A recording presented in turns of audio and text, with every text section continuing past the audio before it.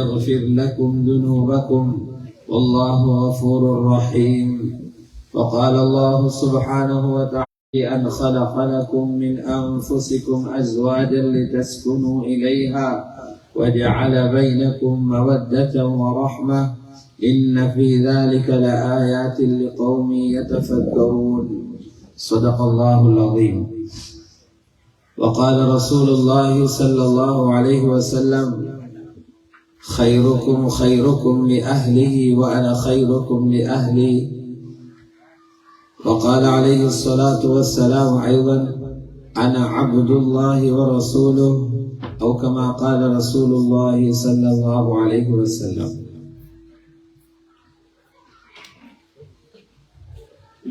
பெரும் மதிப்புக்கும் மரியாதைக்கும் உரிய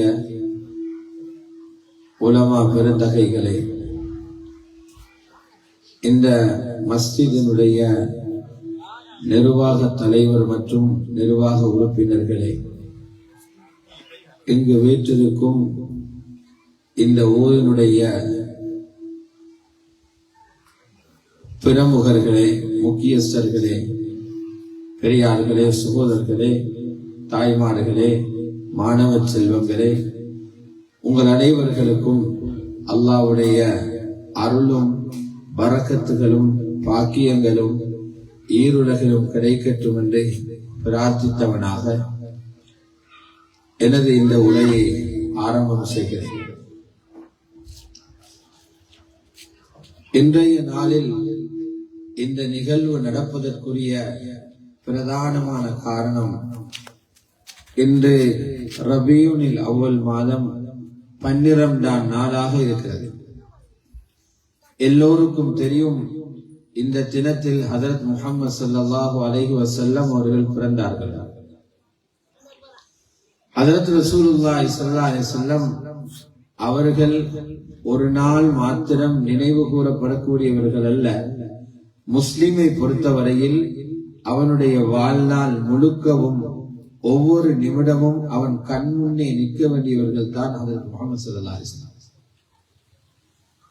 இருந்தாலும் அவர்களுடைய மேலதிக சிறப்புகளை எடுத்துச் சொல்லவும், அவற்றை நினைவு கூறவும், அவைகளை மற்றவர்களுக்கு போதிக்கவும் ஒரு சந்தர்ப்பமாக இது போன்ற நிகழ்வுகள் அமையும் என்பதில் எந்தவிதமான சந்தேகமும் கிடையாது.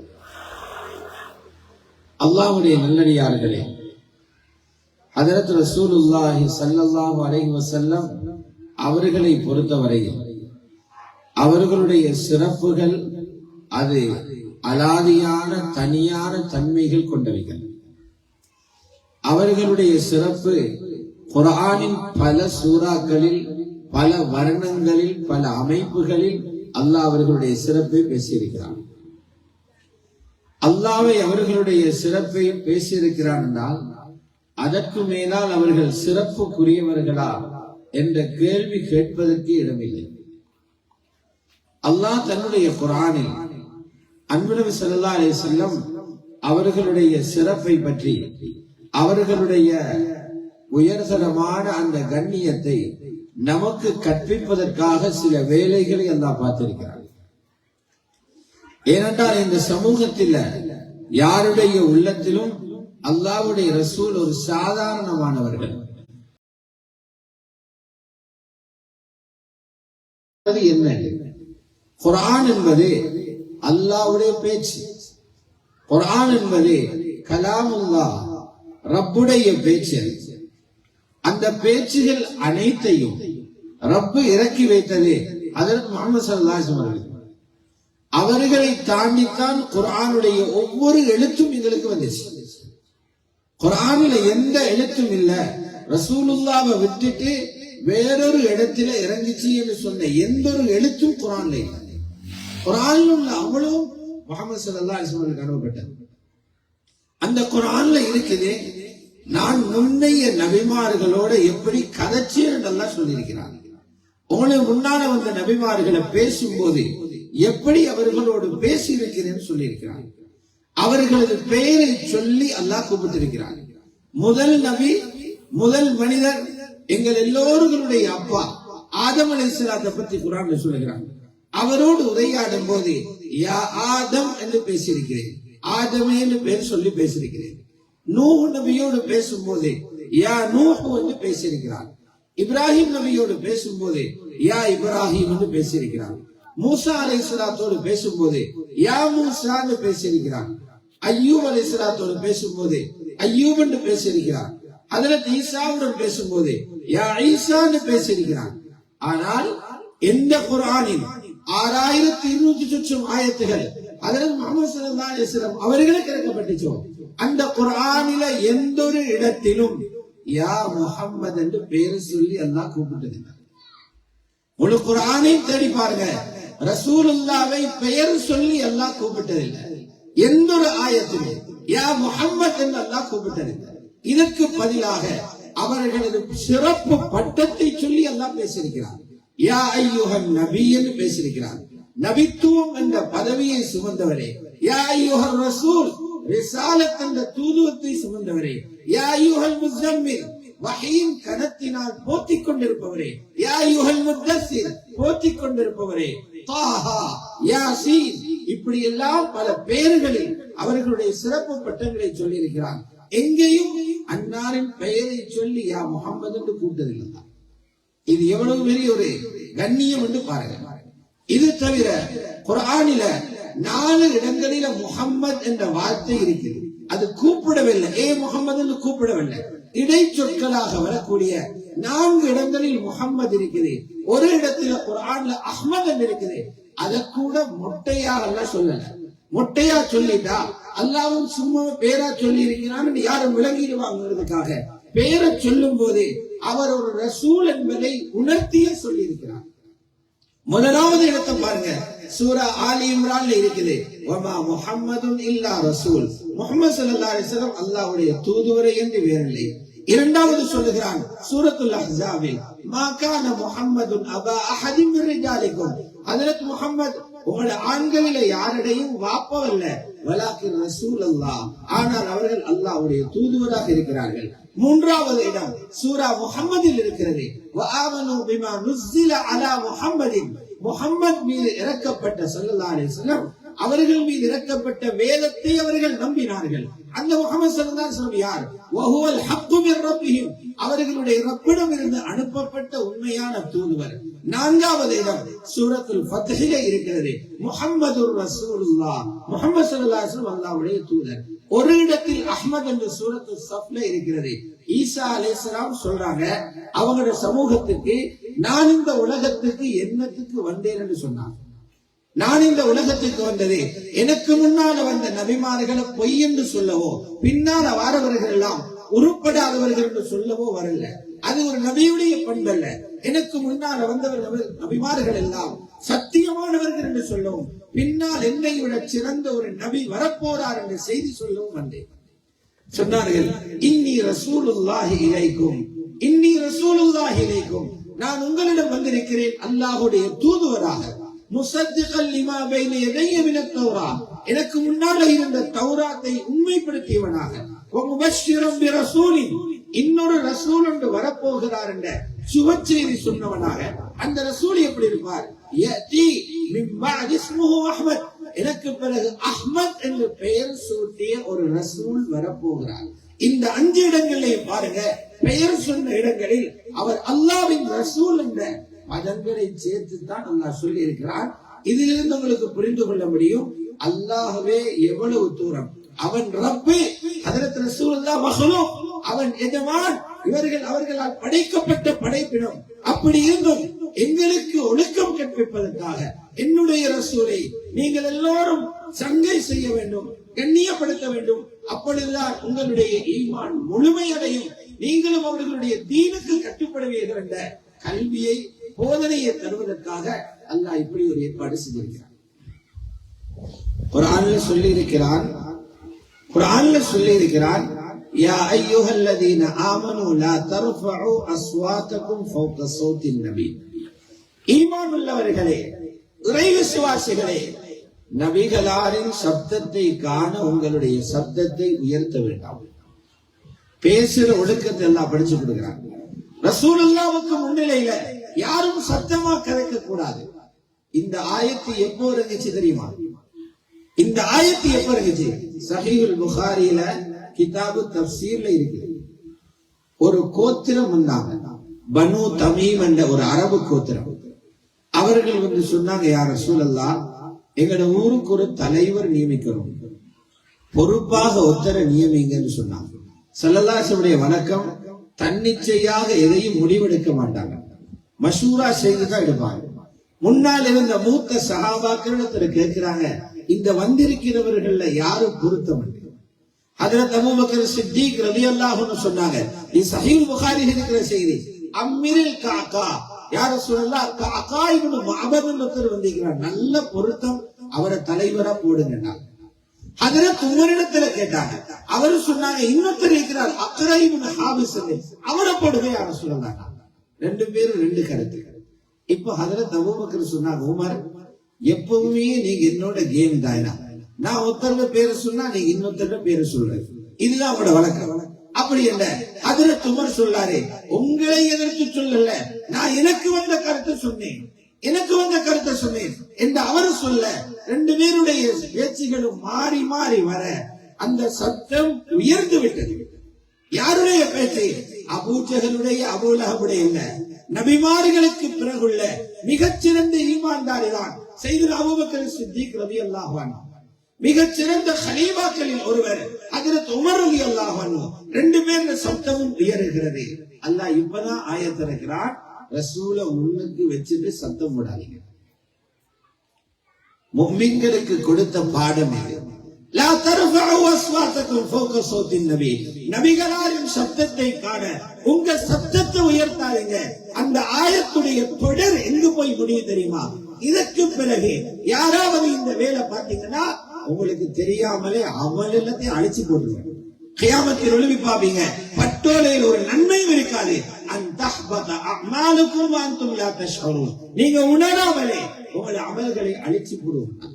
ஹாஃபிஸ் இப்னுல் கய்யிம் கேட்கிறாங்க, வெறும் சத்தத்தை உயர்த்துறதுக்கே அல்லாஹ் இந்த கடுமையாக பேசுறான்டா, ரசூலுல்லாஹ் சுன்னத்துக்கு மேல இன்னொருவருடைய வழிமுறையை தலையில தூக்கி வச்சா, ரசூலுல்லாஹ்வுடைய தீன் இதுதான் என்று சொல்லும் போது அதுக்கு மேல உங்களோட புத்தியை தூக்கி வச்சா, அல்லாஹ்வுடைய ரசூலின் முறை இதுதான் என்று சொல்லும் போது இதெல்லாம் எங்களோட ஊருக்கு ஒத்து வராது என்று சொன்னா அல்லாஹ் எவ்வளவு கோபப்படுவான்.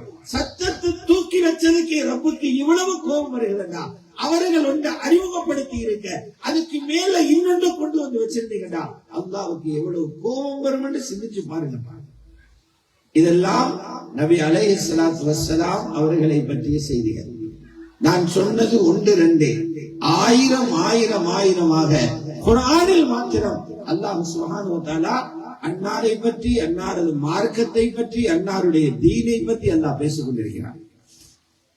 கண்ணியத்துக்குரிய அல்லாஹ்வுடைய நல்லடியார்களே, நபி ஸல்லல்லாஹு அலைஹி வஸல்லம் அவர்களை ஒவ்வொரு கோணத்தில பார்க்கலாம். எதில பார்த்தாலும் உலகத்தில் ஆக சிறந்தவர்கள் அவர்கள் தான். ஒரு தொழுகையாளியாக பாத்தீங்கன்னா உலகத்தில் பெஸ்ட் தொழுகையாளி அவர்கள், சிறப்பான தொழுகையாளி அவர்கள். அதனால தான் சொன்னாங்க, நீங்க தொழுதுட்டு எந்த தொழுகை சரியன்னு நினைச்சிடாதீங்க, உங்களோட தொழுகையை எந்த தொழுகையோட வச்சு பாருங்க சரியான. சல்லு கமா ராய்துமூனி யுஸல்லி, நான் எப்படி தொழுகிறத நீங்க கண்டனோ அது போல தொழணும், அப்பதான் உங்க தொழுகை அல்லாஹ்க்கு போகும். ஹஜ்ஜுக்கு வழிபட்டாங்களா? உலகத்திலே சிறந்த ஹாஜி ரசூலுல்லாஹ் போகும்போது சொன்னாங்க, குது அன்னி மனாசிகக்கும், ஹஜ் உம்ராவுடைய வணக்கங்களை என்னிடம் இருந்து படிச்சுக்கோங்க. ஏன்னா சஹாபாக்களே, நீங்க தான் பின்னால வர்றவங்களுக்கு படிச்சு கொடுக்கணும். சிறந்த ஹாஜி ரசூலுல்லாஹ். ஜிஹாதுடைய களத்துக்கு இறங்கினால் சிறந்த முஜாஹித் ஹஜ்ரத் முஹம்மது ஸல்லல்லாஹு அலைஹி வஸல்லம் அவர்கள். பிள்ளைகளுடைய தந்தை என்று பார்த்தால் சிறந்த பெண் பிள்ளைகளுக்குரிய ஒரு தந்தையாக இருக்கிறார்கள். மஸ்ஜிதுக்குள்ள போனா முஸல்லாவிலே நின்ற சிறந்த இமாம் அவர்கள், மிம்பருக்கு மேலே ஏறின சிறந்த ஹதீப் அவர்கள், ஊருக்கு தலைவர் என்றால் உலகத்துக்கு தலைமைத்துவம் கொடுத்த ஆக சிறந்த தலைவர்கள். எல்லாத்திலும் ரசூலுல்லாஹ் பெஸ்ட். இந்த ஸல்லல்லாஹு அலைஹி வஸல்லம் அவர்களை விட்டுட்டு அல்லாஹ்வுக்கிட்ட யாருக்கும் போயிடாது. குறுக்கு வழியில ரப்ப யாரும் அடைகிறாரு. மக்காவில கொஞ்சம் பேர் குந்திட்டு சொன்னாங்க, நாங்க அல்லாஹ்வோட இறக்க வேண்டும். அவங்க ரசூலுல்லாஹ்வை சைட் பண்ணிட்டு அல்லாஹ்வோட போக பார்த்தாங்க. தஃப்சீர்ல இருக்குது, நாங்க அல்லாஹ்வோட முஹப்பத், எங்களுக்கு தின்ன போடுறான், எங்களை படைச்சிருக்கிறான், அறிவை தந்தான், பாதுகாக்கிறான், சொர்க்கத்தை படைச்சிக்கிறான், மாளிகை கட்டிக்கிறான், எல்லாம் செஞ்ச ரப்போட நாங்க இறக்கம் என்று வாயால சொல்லிக்கிட்டு இருந்தான். அல்லாஹ் உடனே அவங்களுக்கு சேலஞ்சா ஒரு ஆயத்தை இருக்கிறான். ஒரு சேலஞ்சா ஒரு ஆயத்தை இருக்கிறான். என்ன ஆயத்து சொன்னா, நபியே இவங்களுக்கு சொல்லுங்க, நீங்க அல்லாஹ்வோட முஹப்பத் என்று சொன்னா அதுக்கு அடையாளம் என்ன தெரியுமா?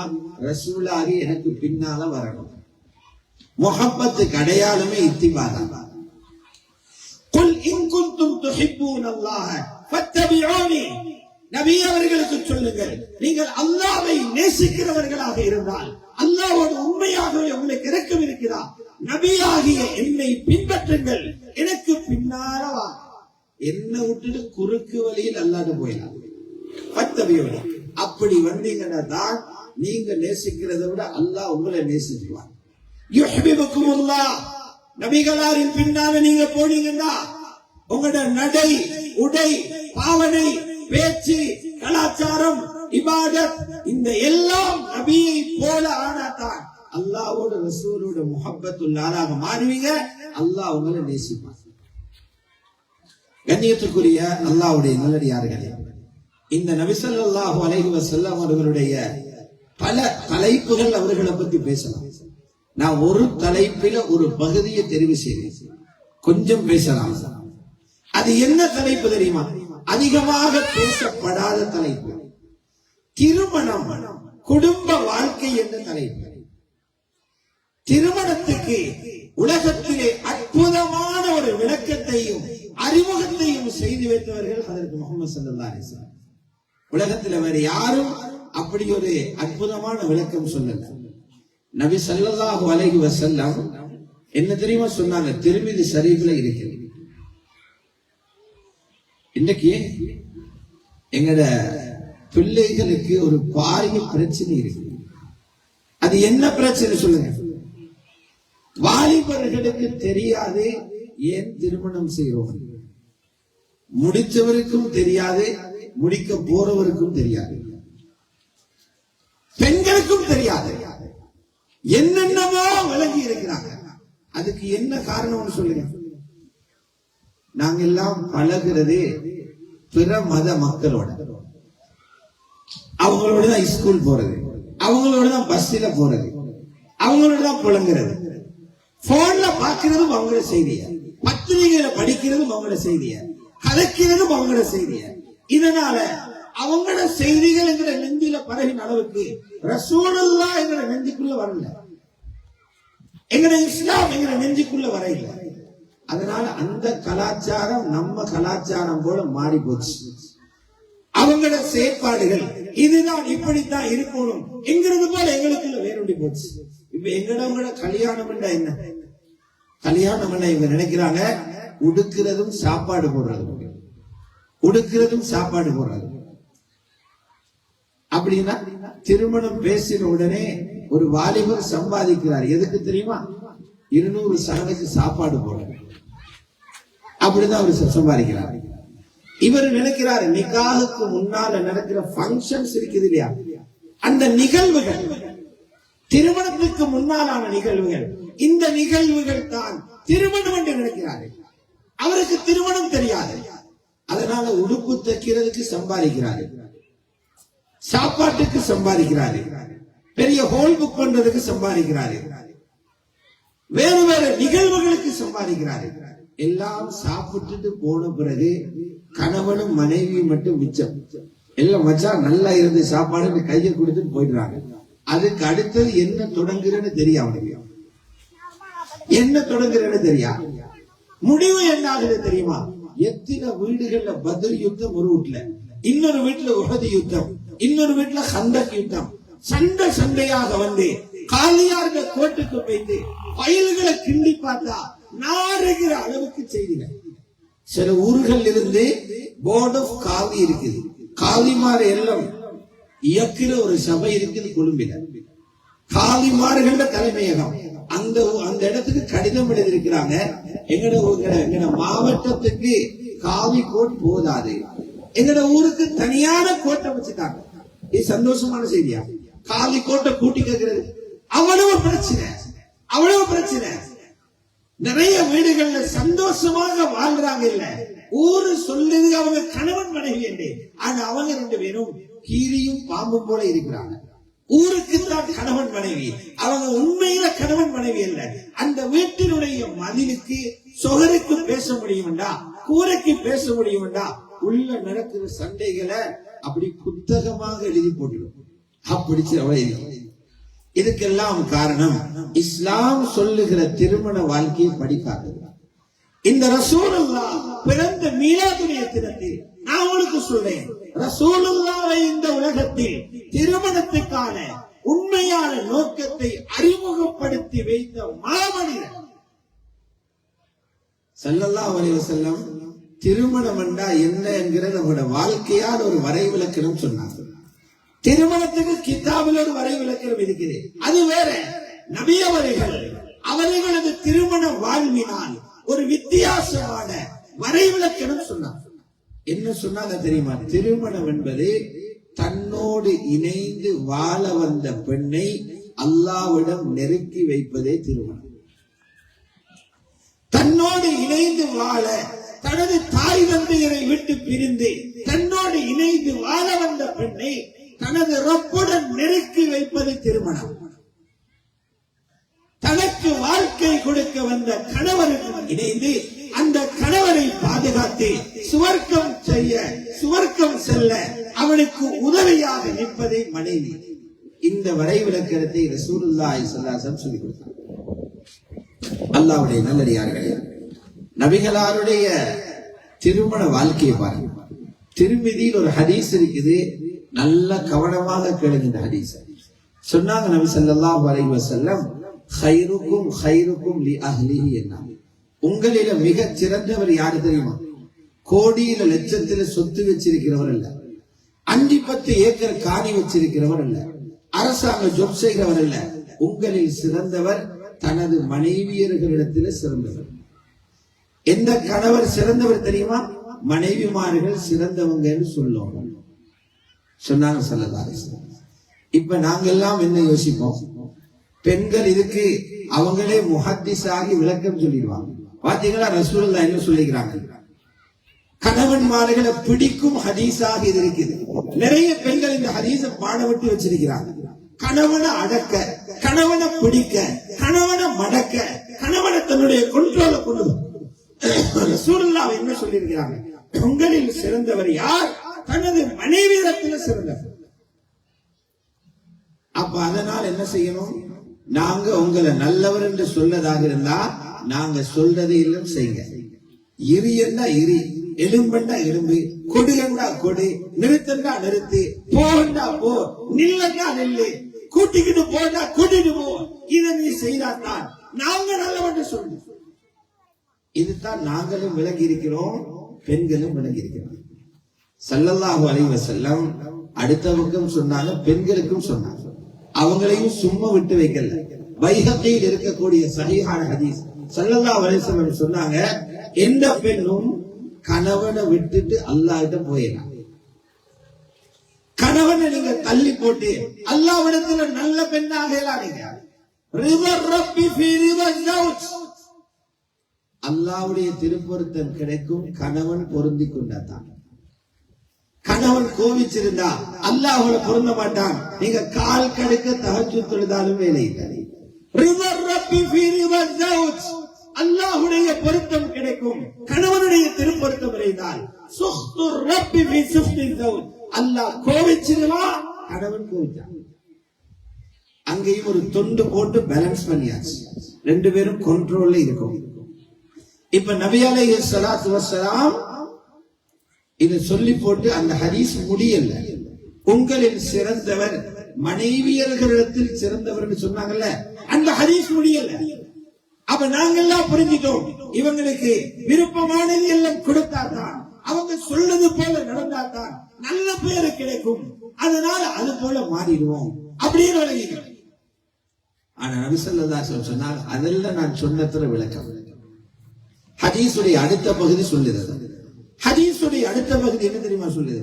அன கைருக்கும் லி அஹ்லி, எனது மனைவிமார்களுக்கு மிகச் சிறந்த கணவன் நான் தான். உலகத்திலே சிறந்த கணவர் நான் தான் என்கிறார்கள் ரசூலுல்லாஹி ஸல்லல்லாஹு அலைஹி வஸல்லம்.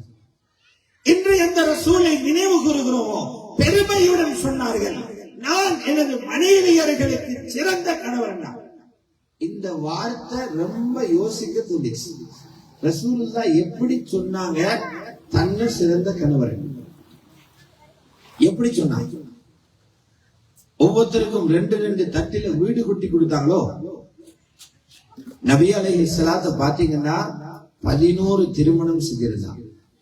11 கல்யாணம். வேற யாருக்கும் அப்படி பண்ணிடாது.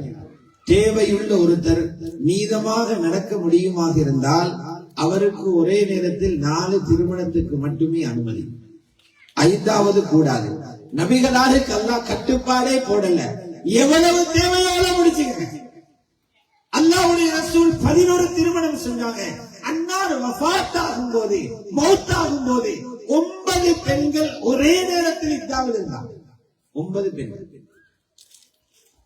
அதுவும் ஆச்சரியம். அந்த பெண்கள் இன்றைக்கு ஷரியத்துடைய தீனுடைய விரோதிகள், இஸ்லாத்திர விரோதிகள் செய்கிற ஒரு குற்றச்சாட்டு தான் ரசூலுல்லாஹ் 11 திருமணம் செஞ்சது அது ஒரு மோகத்தில் செய்தாங்க. நவுது பில்லாஹ் சும்ம நவுது பில்லாஹ். அப்படியாக இருந்தா நபிகளாருக்கு என்ன செஞ்சிருக்கலாம்? 11 குமரிகளை பிடிச்சிருக்கலாம். ஆளா பஞ்சம் உங்களுக்கு.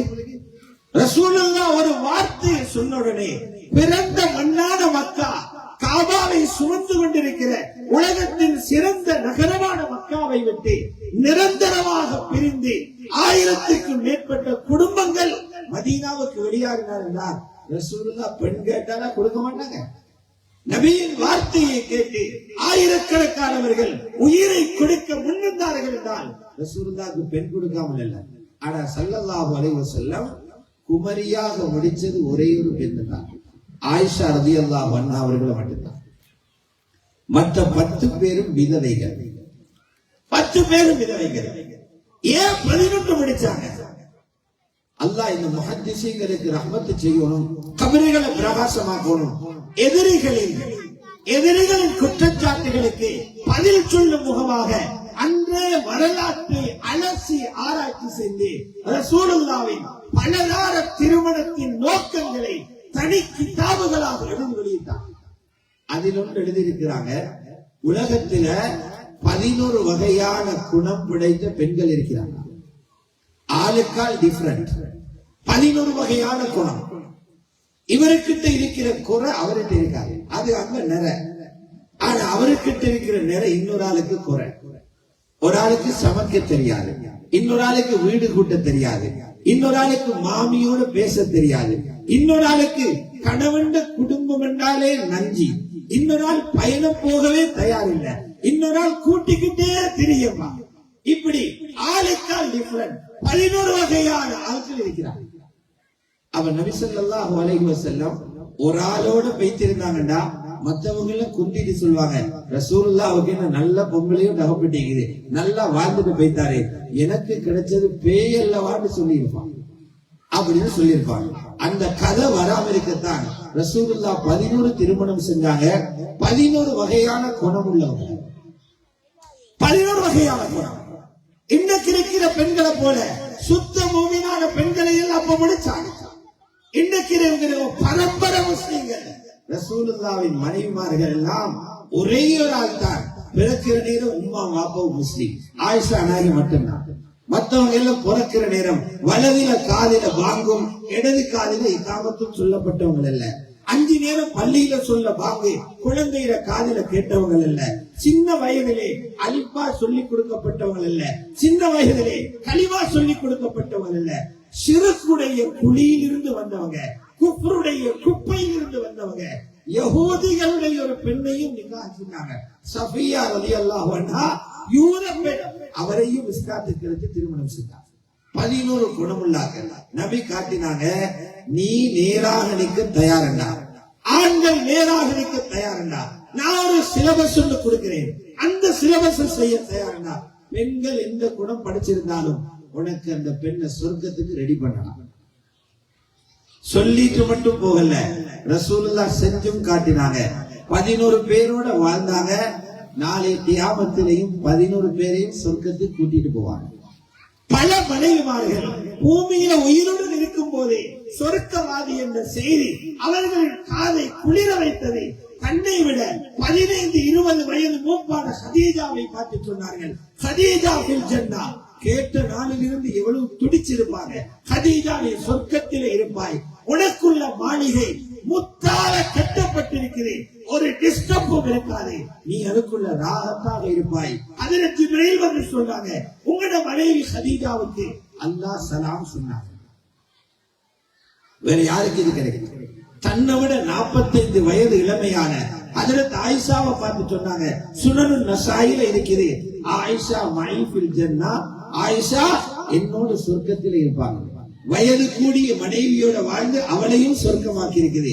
தன்னை விட எட்டி கூட பார்க்கலாத 45 வயது இளமையான ஹஜ்ரத் ஆயிஷாவோட வாழ்ந்து அவரையும் சொர்க்கவாதி ஆக்கிட்டு, இவ்வளவுக்கும் எங்களை போல கல்யாணம் முடிச்சு 40 வருஷம் வாழ்ந்தில்ல, 50 வருஷம் வாழ்ந்தில்ல.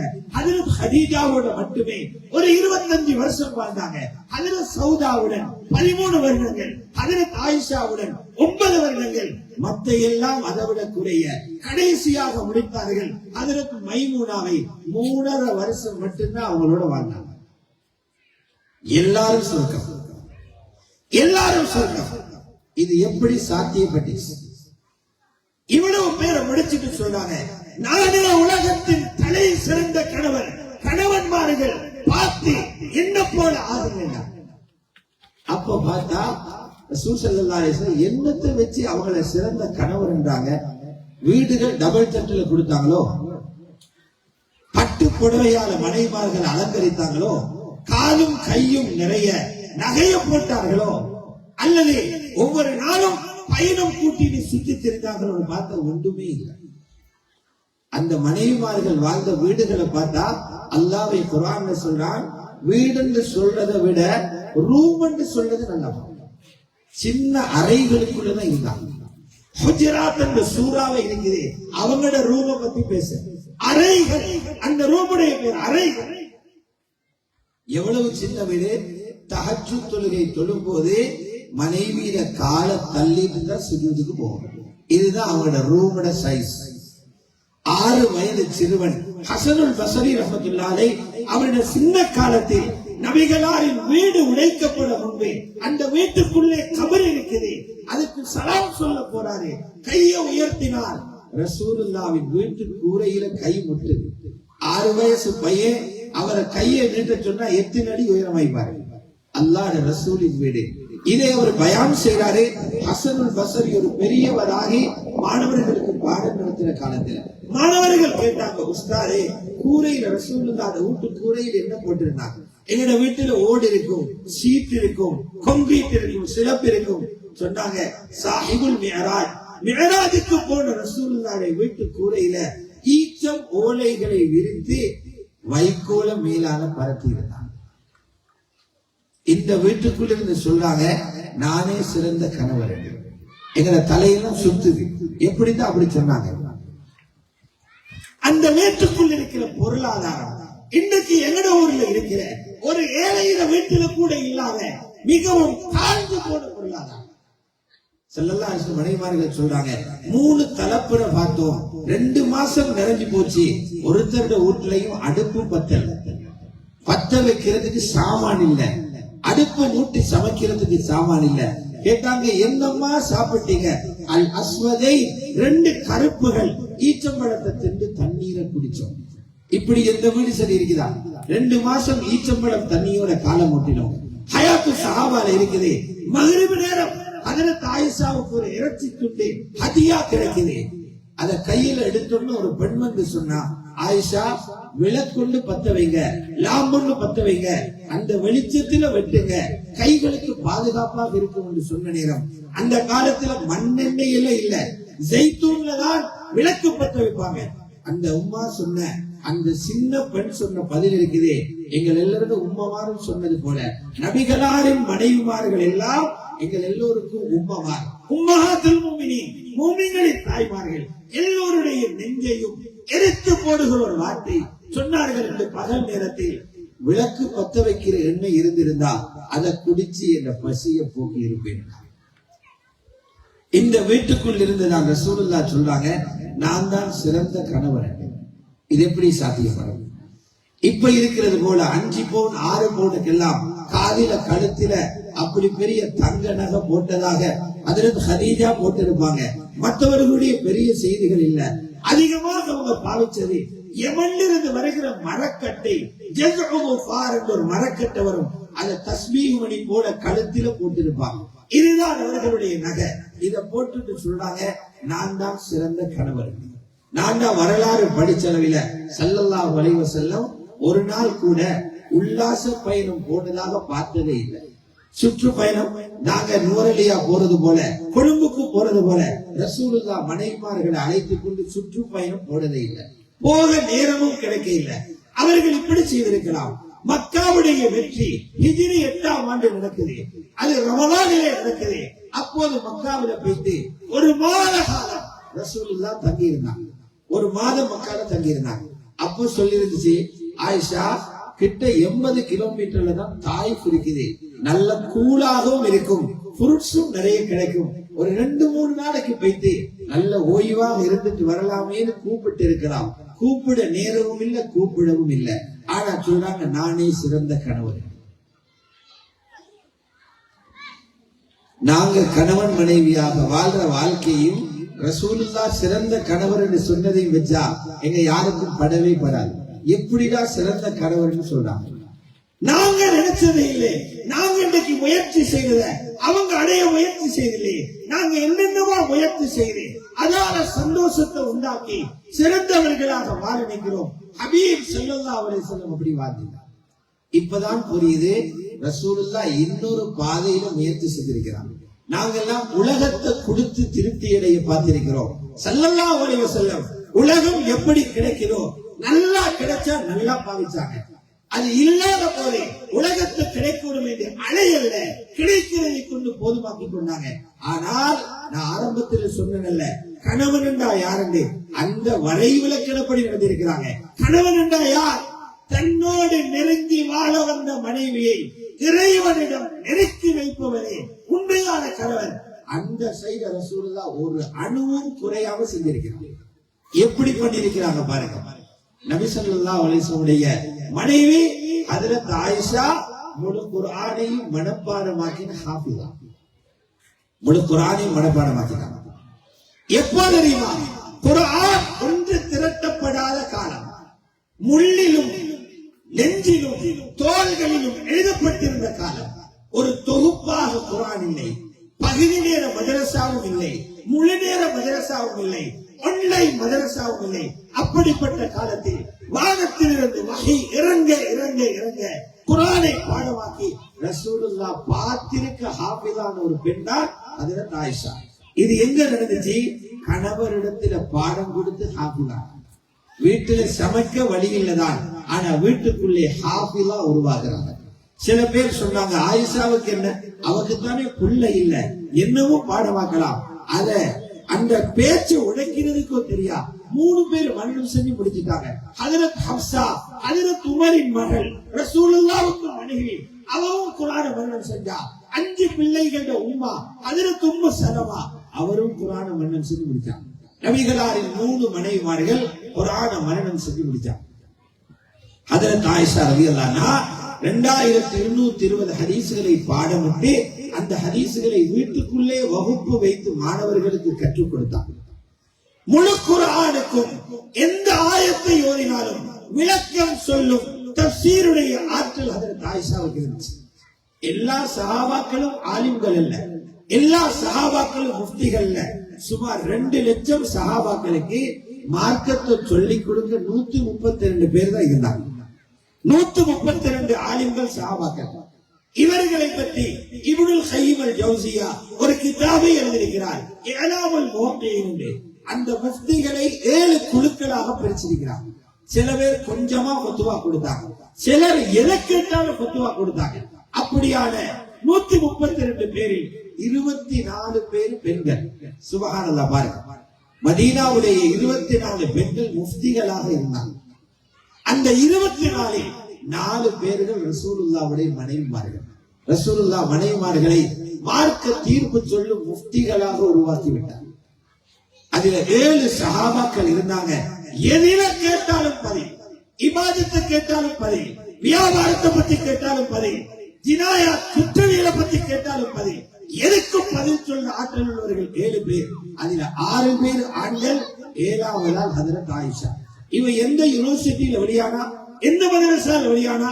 மதரசா இல்லாத காலம் கணவரின் முன்னால் இருந்து அந்த 9 வருஷம் வாழ்ந்ததுக்குள்ளேயே ஹாபிதாவாகி, ஆலிமாவாகி, முஃபஸ்ஸிராவாகி, காரியாகி, முஃப்தியாகி முடிச்சிட்டாங்க. இந்த பகுதியை ரசூலுல்லாஹ் செய்திருக்கிறார். எந்த அளவுக்கு அந்த பெண்களை அல்லாஹ்விடம் நெருக்கி வைத்தார்கள் என்றால், அந்த பெண்களின் மனம் கொஞ்சம் நோகும் போதும் வானத்தில் இருந்து தீர்வு வருகிறது. சின்ன சின்ன பிள்ளைகள் தான், இளம் வயது மனைமார்கள் தான். அவர்கள் மனம் நோகும் போது அல்லாஹ்வுடைய அரசு நடக்கிறது. அல்லாஹ்வுடைய அரசு. ரசூலுல்லாஹி ஸல்லல்லாஹு அலைஹி வஸல்லம் அவர்கள் ஒரு மனைவியை தலாக் சொன்னாங்க.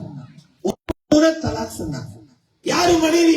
ஹஜ்ரத் உமரின் மகள் ஹப்சாவை தலாக் சொன்னாங்க.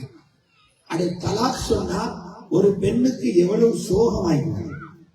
தலாக் சொல்றது ஒரு பெண்ணுக்கு எவ்வளவு சோகம், எவ்வளவு வருந்துவார்.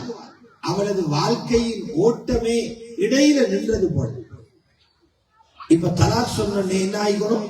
வாப்பா ஓடி வந்திருக்கணும், நானமாறு வந்திருக்கணும், கேம கேட்பாங்க இல்லையா, ஊரு வந்திருக்கணும், நிர்வாகம் வந்திருக்கணும். யாருமே வரல. ஏன்? ரசூலுல்லாஹ் தலாக் கொடுத்தா அதை விட சிறந்த மாப்பிள்ளை தேடுகிறார். ரசூலுல்லாஹ் பக்கவா சிறந்தவரை எங்கேயும் தேட முடியாது. யாருமே வரல. ஆனா முஸ்னத் அஹ்மதில் இருக்குது. ஹஜ்ரத் ஜிப்ரீல் வந்துட்டாங்க. ஹஜ்ரத் ஜிப்ரீல் வந்தாங்க.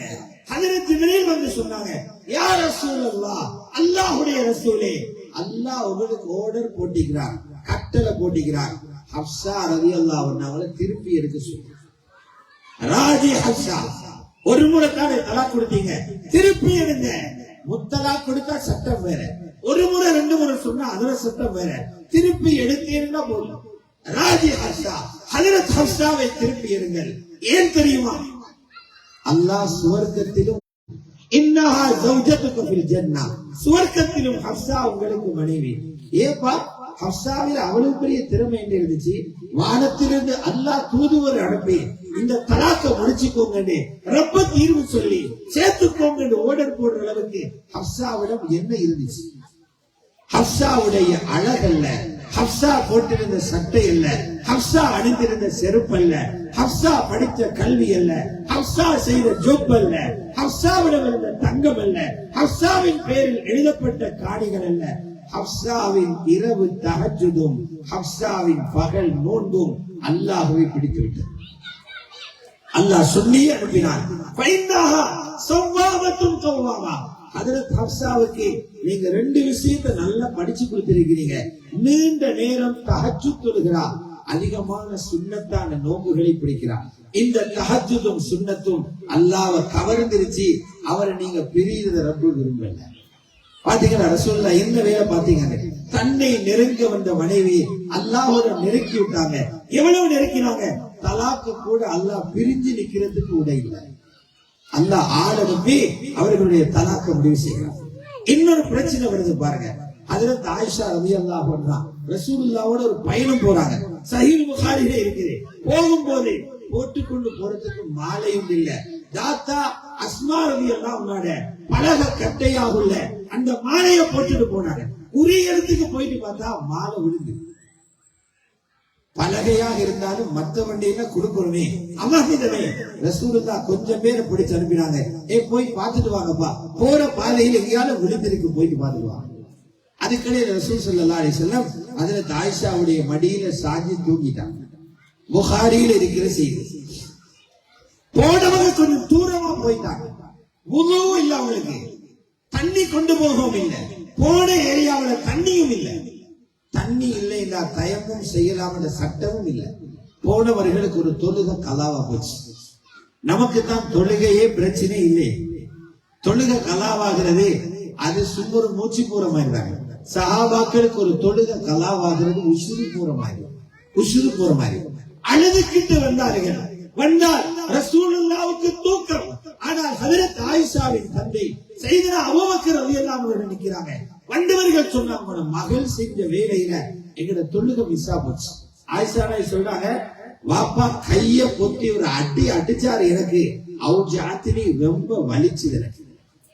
என்றாலும் ரொம்ப துடிக்க முடியல. கணவர் ரசூலுல்லாஹ் மடியில தூங்கிட்டு இருக்கிறார். வலிய பொறுத்துட்டு இருந்தேன். கொஞ்ச நேரத்துல ரசூலுல்லாஹ் கண் திறக்கிறாங்க. என்ன ஆயிஷா, ஒரு வகையாக இருக்கிறீங்கன்னு சொல்ல நான் நடந்ததை சொன்னேன். சொல்லி முடிய வஹி இறங்குது. வஹி என்ன தெரியுமா சொல்லுது, இதுக்கு பிறகு உங்களுக்கு தண்ணி இல்லையா, தயங்கும் செஞ்சுக்கோங்க, மண்ணை பாவிச்சுக்கோங்க. பிரச்சனை வந்து ஒரு ஆயிஷாவுக்கு தீர்வு கிடைச்சது, நமக்கு எல்லாம் சேர்த்து. உசைத் இப்னு ஹுலைர் ரலியல்லாஹு சொல்லுவாங்க, ஹஜ்ரத் அபூபக்கர் குடும்பம் இந்த சமூகத்துக்கு கிடைச்ச ஒரு பரக்கத்தான சமூகம். அவங்களுக்கு எப்ப பிரச்சனை வந்தாலும் எங்களுக்கும் சேர்த்து தான் ஒரு லாபம் இறங்குதுன்னு சொல்லுவாங்க. உசைத் இப்னு ஹுலைர் ரலியல்லாஹு ஹஜ்ரத் ஆயிஷா. அல்லாஹ்வுடைய நல்லடியார்களே, அல்லாஹ்வுடைய நல்லடியார்களே, இதை விட ஒன்றை சொல்றேன். ஹஜ்ரத் ஆயிஷாவுடைய சின்ன பிள்ளை மானத்தில அடிச்சாங்க நயவஞ்சகர்கள். சுபஹானல்லாஹ். எப்படி அடிச்சாங்க? ஹஜ்ரத் ஆயிஷாவுக்கு சஃப்வான் என்று ஒரு ஆளோட தொடர்பு. அது பெரிய ஒரு நிகழ்ச்சி, அது சுருக்கமா சொல்றேன். ஆனால் இவளும் ஹஜ்ரத் ஆயிஷாவுக்கு தெரியாது. மதீனாவில் இருந்த நயவஞ்சகர்கள், நயவஞ்சக தலைவன் அப்துல்லாஹ் இப்னு உபை இப்னு சலூல் கலைய தீ வைத்து கொளுத்துறது போல கொளுத்தி மதீனாவெல்லாம் பரத்தினார். அவங்களோட நோக்கம் ஹஜ்ரத் ஆயிஷாவுக்கு அல்ல, அதை வச்சு ரசூலுல்லாஹ்வை அடிக்குவாங்க. உலகத்தில் இன்றைக்குள்ள ஒரு தீய வேலைதான் ஒருவனின் மதிப்பை கீழே போடுறதுன்னா அவன் மானத்துக்கு சேர் பூசுறான். அரசியலை பாரு, ஒருத்தனை வெள்ளையிலவா ஒரு பொம்பளையோட தொடர்புமா, அத கழகத்திலே இலட்சம் முடியும், அவ்வளவு பெரிய கஷ்டம். இது போல ரசூலுல்லாஹ்வுக்கு முன்னால தோற்று போன முனாஃபிக்குகள் கடைசி யுக்தியாக இதை கையில் எடுத்து உலகத்தில் உள்ள பெண்களை ஒரு திருத்த போறார், வீட்டில் இருக்கிற மனைவியை பாதுகாக்க தெரியாதே சொல்லி பிரச்சாரம் செய்றார். ரசூலுல்லாஹ் எவ்வளவு மனம் நொந்திருப்பாங்க. அல்லாஹ் நாடி இருந்தா அந்த நாளே ஆயத்தை இறக்கி பிரச்சனையை முடிச்சிருக்கலாம். ஆனா அல்லாஹ் விரும்பினால் இது போல பிரச்சனைகள் எதிர்காலத்திலும் பல வீடுகள்ல வரும். அப்படி வரும்போதே அந்த பெண்கள் படிக்கணும், இது மாதிரி பிரச்சனைகளை தீர்க்கிறதுக்கு வழி என்ன. முழு மதீனாவிலும் காற்று தீயாக பரவுது. அல்லாஹ் வஹியும் வரங்கல்ல, ஒரு மாசம் வஹியும் வரல. அதுல ஆயிஷாவுக்கு தெரிஞ்சது இல்லை. ஊரே பேசிது அவருக்கு தெரியாது. சொல்லுவாங்க, ஊரு அழுது வேலை இல்ல, உரியவன் அழுதாத வரை. உரியவன் அழுதாதான் மேலிருந்து தீர்ப்பு வரும். ஊரு அழுது பயனில்லை. 20 நாள் கழிச்சுதான் அதுல ஆயிஷாவுக்கு இப்படி ஒரு கதை போகுதுன்னு கேள்விப்பட்டுச்சு. சுருக்கமா சொல்ற செய்தி, நபி அலைஹிஸ்ஸலாத்து வஸ்ஸலாம் வஹி வருகிறதில்லை, இப்ப ஒரு முடிவுக்கு வரணும். வஹி இல்லாத போது அடுத்த வேளை ஆலோசனை செய்யும். மஷூரா செய்தால் பிரச்சனைக்கு தீர்வு கிடைக்கும். 2 பேரை கூப்பிட்டாங்க. மருமகன் அலியை கூப்பிட்டாங்க, வீட்டு பிள்ளை ஹஜ்ரத் உஸாமாவை கூப்பிட்டாங்க ரலியல்லாஹு அன்ஹு. 2 பேரும் கேட்டாங்க, என் மனைவியோட விஷயத்துல எப்படி நடக்கும். உஸாமா சொல்லிட்டார், யார சொல்லலாம், அவர் சுத்தமான பெண், நான் ஒரு கெடுதியை சொல்ல மாட்டேன். ஹஜ்ரத் அலி அப்படி இல்லை, அவர் ஒரு நீதிபதிகளின் சுபாவம் கொண்டவர். வெட்டொண்டு துண்டு இருந்தா கதைக்கிறார். அவர் சொன்னார், யார சொல்லலாம், இவரை விட்டு அவங்களுக்கு பொம்பளையா பஞ்சம், நிறைய ஆட்கள் இருக்கிறாங்க, நீங்க என்ன செய்ய சொல்லலாம். வீட்டில வேலை செய்யற பெண் இருக்கிற பரீரா, அவரை கூப்பிட்டு கேளுங்க, செய்தி வெளியே வரும். அதுல பரீராவை கூப்பிட்டாங்க. பாருங்க எவ்வளவு பிரச்சனை வந்து இருக்குது வீடுகளுக்குள்ள. நாங்க நினைக்கிறோம் பிரச்சனை நம்ம வீட்டுல மட்டுமன்றி உம்மஹாத்துல் மூமினீன்கள வீடுகளுக்குள்ளே இப்படி பிரச்சனை வந்திருக்கு. ஆனால் அந்த பிரச்சனையை காரணம் காட்டி குடும்பம் பிரியல்ல, அந்த பிரச்சனையை சால்வ் பண்றதுக்கு வழிய ரசூலுல்லாஹ் காட்டி கொடுத்தாங்க. மான பிரச்சனை இது, மான பிரச்சனை. அதுல பரீரா கூப்பிடப்பட்டார்கள். கேட்டாங்க ரசூலுல்லாஹ், உம்மா நீ என்னமாச்சும் கண்டியா, யாராவது வாரது போறது பேசுறது சொன்னா, யார சொல்லலாம், அப்படி ஒன்றுமே காணல, நல்ல ஒரு பேர். ஆனா ஒரு சின்ன புள்ள, சின்ன புள்ள, அவ எவ்வளவு சின்ன பிள்ளைன்னா அனுபவம் இல்லாத வேலை செய்திருவா. ரொட்டி சுடுகிறதுக்கு மாவை பிசைஞ்சி அதை மூடியிலே வைக்கணும், திறந்து வச்சுட்டு தூங்கிடுவா. ஆடு வந்து தின்னுட்டு போயிடும். சின்ன பிள்ளை, சின்ன பிள்ளைல பாருங்க, கேட்டை சாத்திட்டு வர மாட்டாங்க, டாய்லெட் போனா கதவை மூட மாட்டாங்க, ரூம்ல கதவை மூட மாட்டாங்க. அதெல்லாம் அனுபவ குறைவான வேலை. இது மாதிரி வேலை நடக்குது. நபி ஸல்லல்லாஹு அலைஹி வஸல்லம் கிளியர் ஆச்சு, இது பொய் செய்தி தான். கடைசி கட்டமாக ஸல்லல்லாஹு அலைஹி வஸல்லம் மிம்பரில் ஏறி பேசிட்டாங்க. என் மனைவியை காரணம் காட்டி என்னை நோவிக்கிறான் அப்துல்லாஹ் இப்னு உபை, இவனை அடக்க யாரு தயார் என்று கேட்டார். ஹவுஸ் கிளையை சேர்ந்த சாத் இப்னு முஆத் எழுதினார், யா ரசூலல்லாஹ், அவன் எங்கட பக்கத்து குடும்பமான ஹஸ்ரத்தை சேர்ந்தவன், நீங்க ஒரு ஆர்டர் போட்டா எனக்கு கழுத்தை கொண்டு வந்து தந்துருவேன், தலையை கொண்டு தந்துருவேன் யா ரசூலல்லாஹ். இப்ப அடுத்த பக்கம் ஹஸ்ரத்துல இருந்த சாத் இப்னு உபாத எழுதுறார் ரலியல்லாஹு அன்ஹு. அவர் சொன்னாரு, நீங்க பொய் சொல்றீங்க, உங்களுக்கு எழுமா அப்துல்லாஹ் இப்னு உபைய கழுத்தை விட்ட அவனுக்கு பின்னாடி எவ்வளவு பவரான ஆட்கள் நிக்கிறாங்க, நீங்க செய்ய மாட்டீங்க. இங்கிருந்து உசைத் இப்னு ஹுதைர் எழுதுறாரு, நீயும் முனாஃபிக்கு ஆதரவாக பேசுறாய் அப்படின்ற இது மதீனாவோட பழைய கலவரம் வர பார்த்தீங்க. அவுஸ் ஹதரத்துடைய பழைய ஜாஹிலியத்துடைய சண்டை பள்ளிக்குள்ள உருவாக்க பார்த்தீங்க. நபீத வீட்டுக்குள்ள வந்த பிரச்சனை ஊரு பிரச்சனையாக மாற பார்த்தீங்க. மிம்பர்ல இருந்து ரசூலுல்லாஹ் அமைதியாக்கப்பட்டு மூணாவது கட்டம் ஹஜ்ரத் ஆயிஷாவுக்கு நேரே போனாங்க ஸல்லல்லாஹு அலைஹி வஸல்லம். வாப்பா சையதுனா அபூபக்கர் இருக்கிறாங்க, உம்மா உம்மு ரூமானும் இருக்கிறாங்க, இன்னொரு அன்சாரி பெண்ணும் இருக்கிறாங்க. பேய்த்து நேரே மனைவியோட கதைக்கிறாங்க. இப்ப ஹஜ்ரத் ஆயிஷா சொல்றாங்க, இந்த பிரச்சனை லேசாக முடியல, நான் எவ்வளவு அழுதம் தெரியுமா இல்லாட்ட கேள்விப்பட்ட நாள் இருந்து 2 பகலும் ஒரு ராவும் 30 மணித்தியாலத்துக்கு மேல நான் அல்லாட்ட அழுதிக்கிறேன். 30 அவர் அழுதிருக்கிறார் ஹஜ்ரத் ஆயிஷா. சொன்னா நான் பயந்தேன், என்ற இதய துடிப்பு நின்றுருவோம். கண்ணீர் வடிஞ்சிட்டே இருந்துச்சு.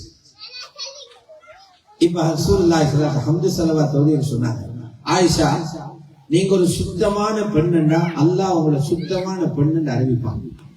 மனிதன் தானே, தப்பு தவறுதலாக ஏதாவது ஒரு தவறு நடந்துருச்சுன்னா அதை ஒத்துக்கொண்டு தௌபா செய்யுங்க, அல்லாஹ் ஏற்றுக்கொண்டவனை மன்னிப்பான்டா. இத சொன்ன உடனே சுள்ளடிருச்சு. ஆயிஷாவை சொன்னாங்க, வடிஞ்சு கொண்டிருந்த கண்ணீரும் நின்று போச்சு. உடம்பு சூடானா கண்ணீர் வடியாதே, கண்ணீரும் காஞ்சி போயிட்டு. நான் விளம்பி சொன்னேன், வாப்பாக்கு சொன்னேன், வாப்பா நீங்க ரசூலுல்லாஹ்க்கு பதில் சொல்லுங்க. இன்றைக்கு இருக்கிற வாப்பா வேண்டா, பிள்ளைய தடவி செய்த குற்றத்தில் இல்லையம்மா. இன்னைக்கு இருக்கிற வாப்பா பிள்ளைய பழுதாக்குறதே வாப்பா, பிள்ளைய பழுதாக்குறதே அம்மா. பிள்ளைகள் தவறு செய்வதை மெச்சு பேசுற வாப்பா மாதிரி இருக்கிற காலத்துல அதுல அபூபக்கர் என்ன தெரியுமா சொன்னாங்க, ஓண்ட விஷயத்தை நான் எப்படி பதில் சொல்றது, அது நீங்க தான் பதில் சொல்லணும். உம்மாவை பார்த்து சொன்னேன், அஜீபி ரசூலுல்லாஹ்க்கு நீங்க தெளிவுபடுத்துங்க. உம்மா சொல்லிட்டா எனக்கு மீறாது, அது நீனும் ரசூல் தான் பாருங்க. பாருங்க எவ்வளவு புத்தியானாங்க. நான் சொன்னேன், முனாஃபிக்குகளுடைய கதையை கேட்டு உங்களோட உள்ளத்திலே வந்த கதை பதிஞ்சுட்டு இஸ்பஞ்சில தண்ணி பதிவுமாங்க. நான் இப்ப இல்லவேன்னு சொன்னாலும் நீங்க ஏற்கிற நிலையில இல்ல, கொஞ்சமாச்சும் இருந்துச்சுன்னா அதுதானே நெருப்பில்லாம புகை வருமானு கேட்பீங்க அப்படின்னு சொல்லிட்டு ஆயிஷா சொல்றாங்க. எனக்கு உங்களுக்கு உதாரணம் யூசுப் அலைஹிஸ்ஸலாம் வாப்பாவை கூட. யூசுப் நபியோட வாப்பாக்கு தெரியும், யூசுஃப கிணத்துல போட்டது நானமாரதான், ஆனா ஆக்சன் எடுத்துக்கொள்ள. அவர் என்ன சொன்னார், சபுரும் ஜமீல், பதறாம பொறுக்கிறது தான் வழி என்றார். நானும் பொறுக்கிறேன் என்று மறுபக்கம் திரும்பி படுத்துட்டாங்க. சொன்னாங்க, அந்த சபையிலிருந்து யாரும் எழுப்ப முதல்ல ரசூலுல்லாஹ்வுக்கு ஒரு மாசத்துக்கு பிறகு வஹி வருகிறது. வஹி வந்தா வேர்த்து போடும், மாதுளம் கொட்டைகளை போல வேறு வழியும் ரசூலுல்லாஹ். வஹி போனதுக்கு பிறகு சிரிச்சு கொண்டு சொன்னாங்க, ஆயிஷா, அல்லாஹ் உங்களை துப்பரவென்று அறிவிச்சுட்டாங்க. குர்ஆன்ல 10 ஆயத்துகள் உங்களை பத்தி வந்துருச்சு. அல்லாஹ்வுடைய நல்லடியார்கள், நான் கேட்கிறேன், ஹஜ்ரத் ஆயிஷாவை சொல்றாங்க, இப்படி நடக்கும் என்று நான் நினைக்கிறேன். நான் நினைச்சேன் ரசூலுல்லாஹ்வுக்கு அல்லாஹ் கனவில காட்டுவார், என்னை பத்தி உலக முடிவு நாள் வரை இந்த ஆயிஷாவுக்கு கட்டப்பட்ட செய்தி பொய்யானதல்ல, குர்ஆனில் ஓதுகிறவர்களுக்கு நன்மை கிடைக்கும் அளவுக்கு என்னை பத்தி அல்லாஹ் பேசுறதுக்கு நான் பெரிய ஒரு ஆள் அல்ல, ஆனா அல்லாஹ் இப்படி செய்துட்டாங்க பெருமிதமாக பேசுவாங்க. இவ்வளவு பெரிய சாதனை 3 நாள் அழுது அல்லாஹ்விடமிருந்து பெரிய விடையை பெற்றுக்கொண்ட இந்த பெண்ணுக்கு வயசு எத்தனை தெரியுமா? எத்தனை வயசு இருக்கு? ஒரு 40 வயசு, பழுத்த 65 வயசு இல்ல. உலமாக்கள் எழுதுறாங்க 15 வயசு கூட ஹஜ்ரத் ஆயிஷாவுக்கு ஆகல. 15 வயசு கூட ஆகல. அந்த ஒரு சின்ன பிள்ளை இவ்வளவு பெரிய ஊரையே வெடிக்க வைத்த பாரிய பிரச்சனையை அல்லாஹ்வுடைய தொடர்பை கொண்டு சீராக்கிறார்கள் என்றால் நபி ஸல்லல்லாஹு அலைஹி வஸல்லம் காட்டினாங்க கணவன் மனைவி வாழ்க்கை என்று இதுதான். அந்த மனைவிமார்கள் உருவானது எப்படி என்றால் முன்மாதிரியான கணவரை வீட்டில பார்த்தாங்க. எங்கட பெண்களுக்கு இன்றைக்கு இருக்கிற பிரச்சனை முன்மாதிரியான கணவன்மார்கள் குறைவு. இன்னைக்கு இருக்கிற கணவர் என்ன தெரியுமா? மாப்பிள்ளையில கையில ஒரு போன், செங்கல் மாதிரி ஒரு போன் இருக்கும். அது சாம்சங்ல இருக்கும் அல்லது ஐபோன்ல இருக்கும். அவவும் ஒரு கலருக்கு ஒரு போன் வச்சிருப்பான். மாப்பிள்ளையில கையில ஒரு போன், இவனுக்கு. 2 பேரும் என்ன தெரியுமா? இரவையில ஜினா செய்தார். என்ன ஜினா? கண்ணால ஜினா. இவர் பார்க்கிறது அசிங்கமான பெண்களுடைய படத்தை. அவ என்ன செய்யறா? அந்நிய ஆண்களோட சட் பண்ணி கொண்டிருக்கிறார். இந்த 2க்கும் நடுவில் தான் பிள்ளைகள் படுக்கிறார். விபச்சாரம் செய்யற இந்த 2 பேருக்கு நடுவில் தான் இவங்களோட மூச்சு படப்படத்தான் அந்த பிள்ளைகள் படுக்கிறார். இப்படி கணவரைத்தான் இந்த மனைவிகள் பார்க்கிறாங்க. இப்படியான மனைவியைத்தான் அந்த கணவர்கள் பார்க்கிறாங்க. அதுல ஆயிஷா உருவான எதை பார்த்து தெரியுமா? அவங்க இது போல அசிங்கமான கணவரை பார்க்கல. அவங்க பார்த்தாங்க 2 கால்களும் வீங்க தஹஜ்ஜுத் தொழுகிற கணவர். கால்கள் வீங்கிறதுக்கு தஹஜ்ஜுத் தொழுகிற கணவரை ஹஜ்ரத் ஆயிஷா கண்டு ஆச்சரியம் அடைஞ்சி, யா ரசூலல்லாஹ், உங்களோட பாவங்களே இல்லையே, பட்டோலையில பாவமே இல்லையே, முன்பின் பாவங்களை எல்லாம் அல்லாஹ் மன்னிச்சுட்டானே, ஏன் இப்படி கால் வீங்கிறதை தஹஜ்ஜுத் தொழணும் என்று கேட்க ஸல்லல்லாஹு அலைஹி வஸல்லம் சொன்னாங்க, ஆயிஷா, நீங்கள் எல்லாம் தஹஜ்ஜுத் தொழுகிறது பாவங்களை மன்னிக்கிறதுக்கு, நான் தஹஜ்ஜுத் தொழுகிறது என்னை மன்னித்ததற்கு நன்றி செலுத்துகிறேன். உங்களுடைய தஹஜ்ஜுத் மக்ஃபிரத்துடைய தஹஜ்ஜுத், என் தஹஜ்ஜுத் ஷுக்ருடைய தஹஜ்ஜுத்.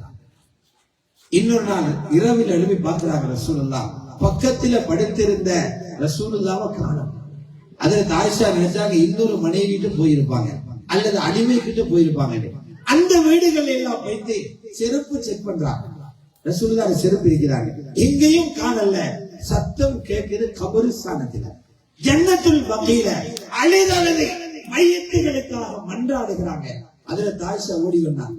சொன்னாங்க ஸல்லல்லாஹு அலைஹி வஸல்லம், ஆயிஷா, நீ என்னமோ யோசிச்சிருக்கிறாய், நான் இந்த ரப்போடு இருந்திருந்தேன். இப்படிப்பட்ட கணவர்களை கண்டால் புத்தகம் வாசிக்க தேவையில்லை, பயான் கேட்க தேவையில்லை, சும்மாவே அந்த பெண் 50% சமஞ்சிடுவாங்க. முன்மாதிரியான கணவர்கள் தேவை, முன்மாதிரியான தாய்மார்கள் தேவை. ரசூலுல்லாஹ்வின் பிறப்பு நாளிலிருந்து இந்த செய்திகளே எடுக்கணும். நான் உங்களுக்கு ரத்தின சுருக்கமா தான் பேசிக்கிறேன். இதை விரிவா பேசினா ஒவ்வொரு நாள் 2 அவர் பேசணும். ஒவ்வொரு மனைவிட்டு இருந்து கிடைத்த சம்பவம். அல்லாஹ்வுடைய நல்லடியார்களே, ஆகவே ஸல்லல்லாஹு அலைஹி வஸல்லம் பிறந்த நாளில் இந்த வருடம் நாம் இது ஒரு டார்கெட் பண்ணுவோம். கணவன் மனைவியாக வாழுகிற அனைவர்களும் நாங்கள் இந்த நோக்கத்தை புரிந்து கொள்வோம். அல்லாஹ்விடம் நெருக்கவும் நெருங்கவுமே அல்லாஹ் எங்களுக்கு திருமணத்தை தந்திருக்கிறார்.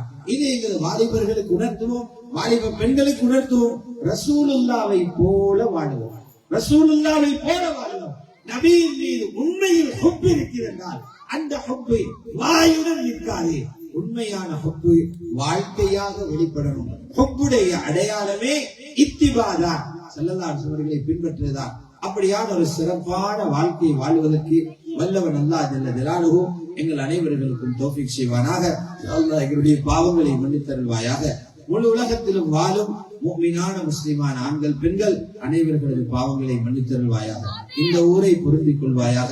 இந்த ஊர்ல இருக்கும் ஆண்கள் பெண்கள் சிறுவர்கள் பெரியவர்கள் அத்தனை பேருக்கும் மக்ஃபிரத்தை நசீபாக்குவாயாக. இவர்கள் அனைவர்களுடைய உள்ளத்திலும் உன்னுடைய நேசத்தையும் அன்பு நபி ஹஜ்ரத் முஹம்மது ஸல்லல்லாஹு அலைஹி வஸல்லம் நேசத்தையும் உண்டாக்கி அவர்களது தீனுக்காக தனது உயிரை வாய்த்தாலும் பரவாயில்லை, தீனை பாதுகாப்போம் என்ற எண்ணத்தை கொடுத்தருள்வாயாக. இவர்களுடைய மரணித்தவர்களுக்கு பூர்த்தியான மக்ஃபிரத்தை நசீபாக்குவாயாக.